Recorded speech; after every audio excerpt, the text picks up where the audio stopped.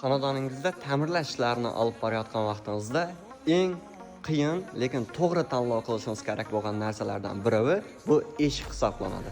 Sababi bozorimizda eshiklarning narxlari har xil va sonlari cheklanmaganligi uchun sizga arzonroq eshik taklifi bo'lib qolishi mumkin. Lekin unutmang bir narsani, siz qimmat eshikdan qochib arzonni tanlasangiz, bu keyinchalik sizga qimmatga tushishi mumkin. Sababi umri qisqa bo'ladi arzon eshiklarning va siz uni almashtirishingiz uchun remontingizga yanada zarar yetkazib qo'yishingiz mumkin.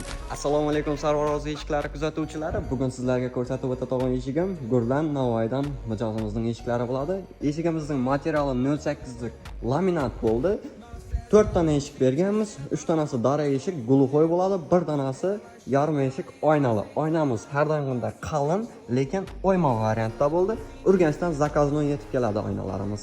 Kimga shunday eshiklar kerak bo'ladigan bo'lsa, bemalol bizlarga murojaat qilaverasizlar. Bu eshiklarimizni esa har doimgidek ustanovka qilganimizdan keyin rasm videolarini joylab qo'yamiz. Sarvarozi eshiklari, kelajagingizni sifat bilan quring.